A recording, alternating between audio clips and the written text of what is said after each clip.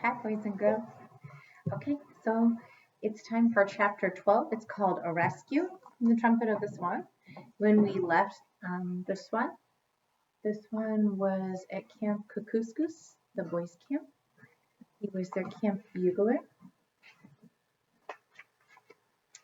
and we had just started to get to know the boys a little bit. So here we go with chapter 12. Lewis liked to sleep on the lake. At night, after blowing taps, he would waddle down to the sandy beach by the dock. There he removed his slate, his chalk pencil, and his trumpet, and hid them under a bush. Then he shoved off into the water. As soon as he was afloat, he would tuck his head under a wing. For a while he would doze and think about home and his parents. And then he would think about Serena, how beautiful she was, and how much he loved her.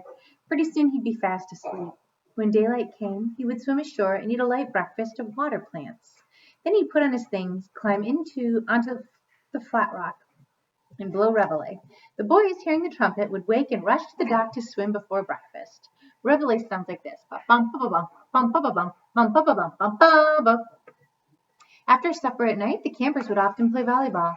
Lewis loved the game. He couldn't hop around as fast as the boys, but he could reach far out with his long neck and poke the ball into the air and over the net. It was very hard to get a ball past Lewis.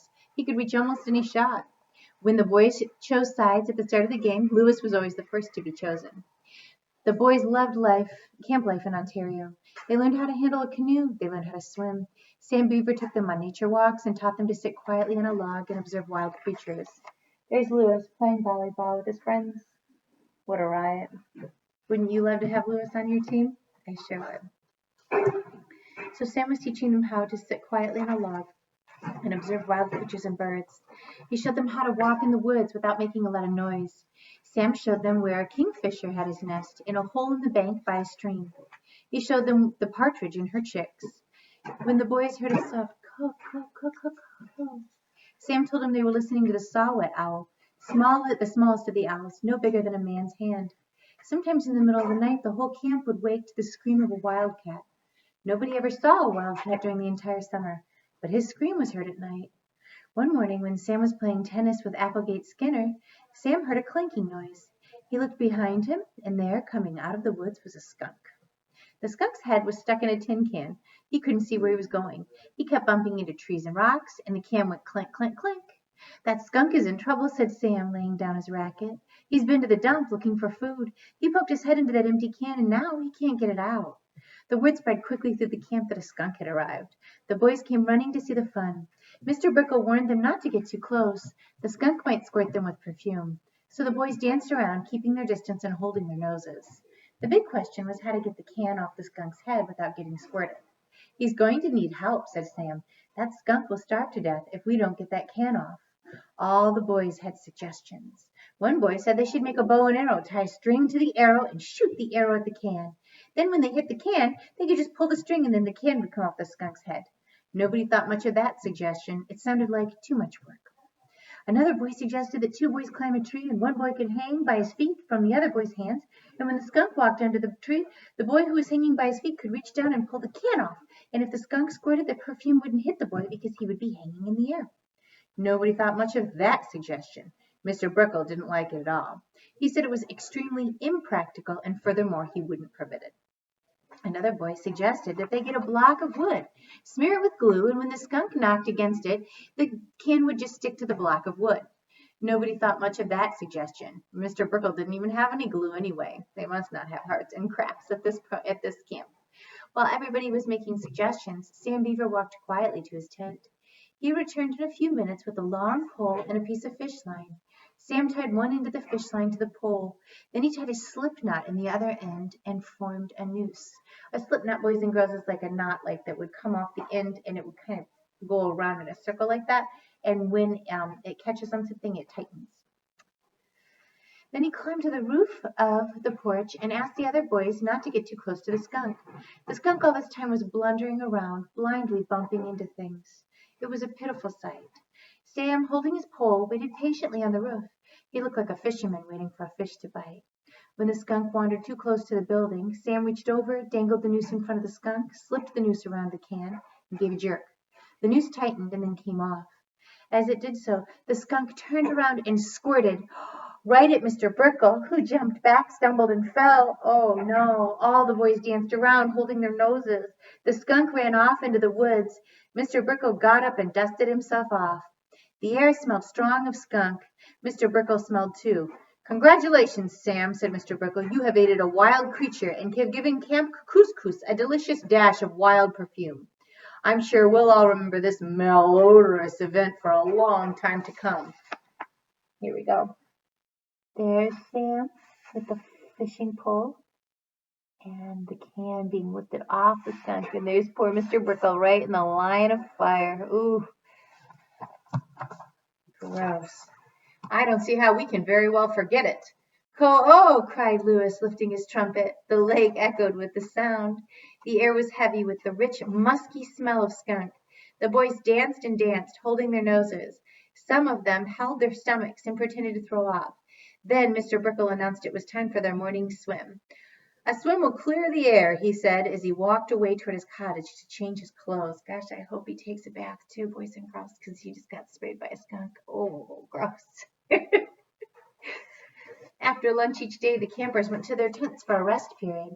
Some of them read books, and some wrote letters home, telling their parents how bad the food was. Camp food is usually bad. Some just lay on their cots and talked. One afternoon during rest period, the boys in Applegate's tent began to tease him about his name. Applegate Skinner, said one boy. Where did you get such a crazy name, Applegate? My parents gave it to me, replied Applegate. I know what his name is, said another boy. Sour Applegate. Sour Applegate Skinner. The boys howled at this and began to chant, Sour Applegate, Sour Applegate, Sour Applegate. Quiet, bellowed the tent leader. I don't think it's funny, said Applegate. His name isn't Sour Applegate, whispered another boy. His name is Wormy Applegate. Wormy Applegate Skinner. This suggestion was greeted with screams of laughter. Quiet, bellowed the tent leader. I want quiet in this tent. Leave Applegate alone.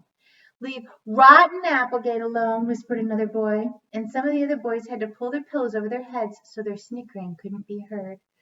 Now, I don't know if you know what a snickering is. It's not eating a Snickers bar. It's like a giggle or a laughter, boys and girls.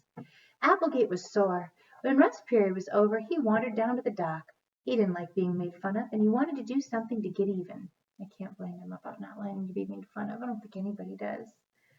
Without saying anything to anybody, he slid into a canoe into the water and paddled out into the lake, heading for the opposite shore a mile away. No one noticed him. Applegate had no business taking that canoe out alone. There he is, kind of hunched over and angry, looking at the canoe. You can tell by his body language he's not very happy. Applegate had not passed his swimming test. He had not passed his canoe test. He was disobeying a camp rule.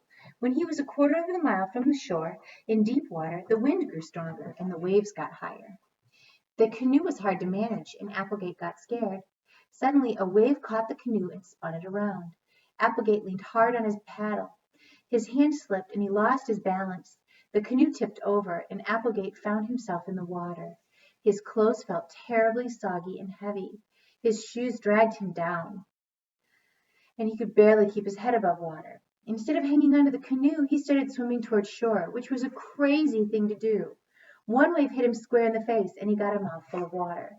Now, boys and girls, Mama Schmidt tells you right now that if you ever get knocked into the water and you can't swim, or even if you can swim and you're wearing clothes, the first thing you need to do is get rid of your shoes and your clothes. I know that sounds very silly, but they do get very heavy because they absorb a lot of water, and then they can drag you down. Don't worry, your parents will buy you a new set if you ever get washed into the water for some reason. But nobody ever told Applegate that. He wasn't in Mama Schmidt's class. So he didn't know that. Maybe his parents didn't tell him either. Here we go. He got a mouthful of water and then, help, he screamed. Help me, I'm drowning. It'll give the camp a bad name if I drown. Help, help. It's an interesting way to call for help, isn't it? Counselors sprinted to the waterfront. They jumped into canoes and rowboats and started for the drowning boy. One counselor kicked his moccasins off, dove in, and began swimming toward Applegate. See, he knew about getting rid of his shoes first. Mr. Brickle raced to the dock, climbed to the diving tower, and directed the rescue operation, shouting through a megaphone. Hang on to the canoe, Applegate, he shouted. Don't leave the canoe. But Applegate had already left the canoe. He was all alone, thrashing about and wasting his strength. He felt sure he would soon go to the bottom and drown. He felt weak and scared. Water had got into his lungs, and he couldn't last much longer. The first boat to get away from the dock was rowed by Sam Beaver, and Sam was pulling hard at the oars, straining every muscle. But things didn't look good for Applegate. The boats were still a long way from the boy. With the first cry of help was heard in camp, Lewis was coming around the corner of the main lodge. He spied Applegate immediately and responded to the call. I can't fly out there, thought Lewis, because my flight feathers have been falling out lately. But I certainly can make better time than those boats. Dropping his slate and chalk pencil and trumpet, he splashed into the water and struck out, beating his wings and kicking with his great webbed feet. A swan, even in the summer when he can't fly, can scoot across the water at a high speed. Lewis's powerful wings beat the air. His feet churned the waves as though he were running on top of the water. So picture a basilisk lizard, boys and girls, kind of moving on top of the water instead of in it, because that's how the swans take off. They start beating their wings against the water and start to take off and kind of lift themselves out of the water. So he's lifting himself a little bit, and then his feet, which are webbed, are pushing into the water at the same time.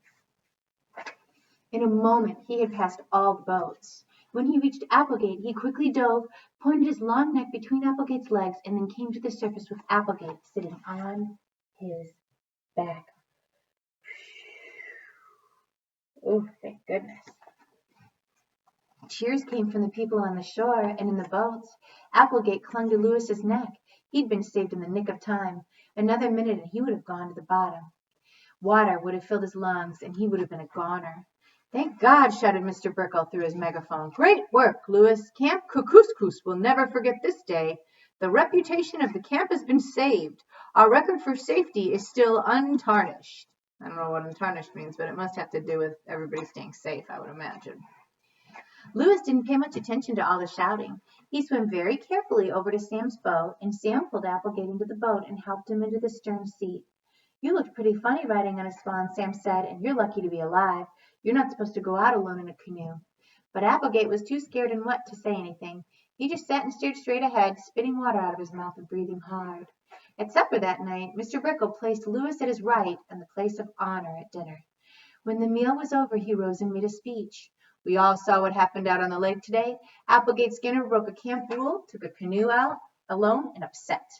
He was drowning when Lewis the Swan, rapidly outdistancing all the other campers, reached his side, held him up, and saved his life. Let's all give Lewis a standing ovation.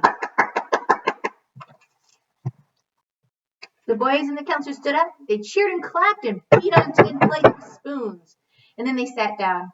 Lewis looked embarrassed. There's Lewis, looking embarrassed while everybody stands up and claps and bangs for him.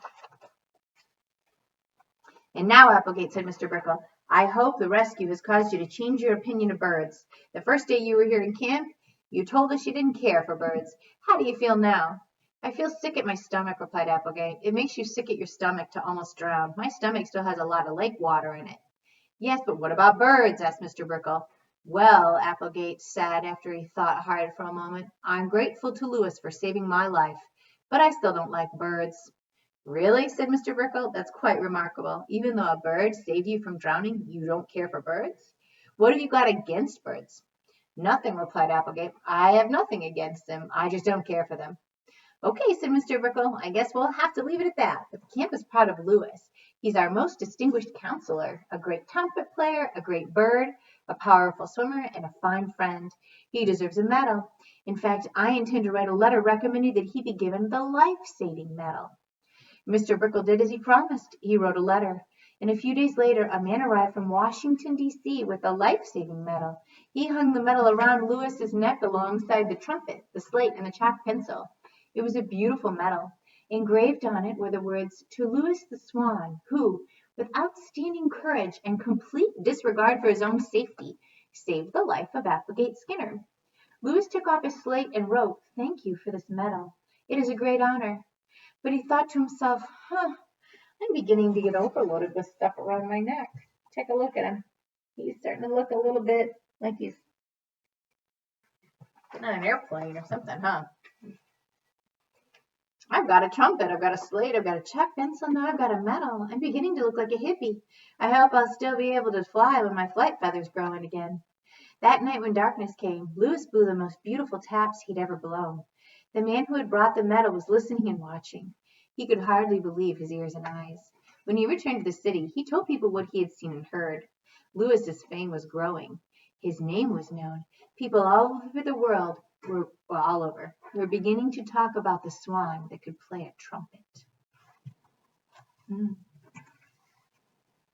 Quite a camp adventure, boys and girls, don't you think? Thanks for tuning in. Have a great night.